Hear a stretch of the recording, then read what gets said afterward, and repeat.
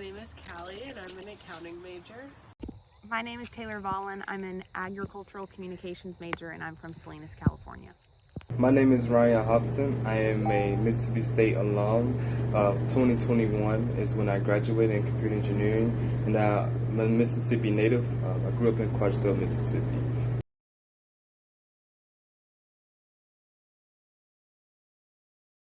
I think homelessness results from people who don't have a home or a permanent living situation. I would define homelessness as lacking adequate or stable housing, like people that don't have like a constant place to sleep or like lay their head at night. Homelessness, the definition changes as I grew up in Mississippi. As a child, I always considered, the literal a person with no home.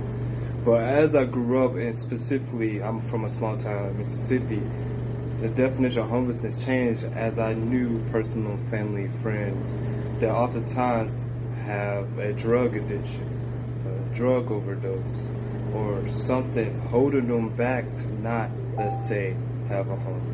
And it's sad. So the definition of homelessness is just a complicated story of why this person is experiencing a home without a home.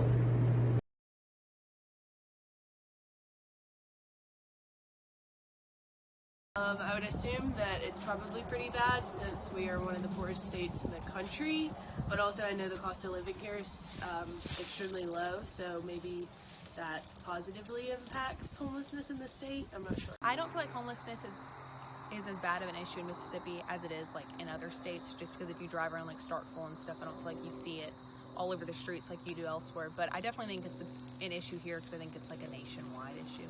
But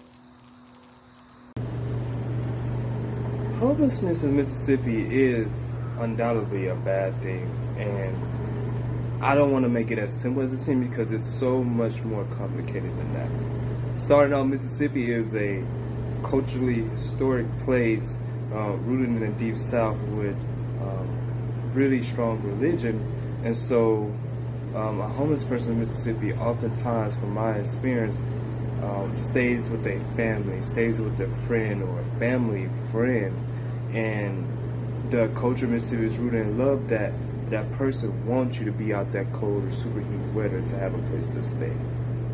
And if not, a lot of times churches around the corner will have these hosted rooms for people who need a house to stay in, to let them stay overnight or get counsel amongst their religious belief.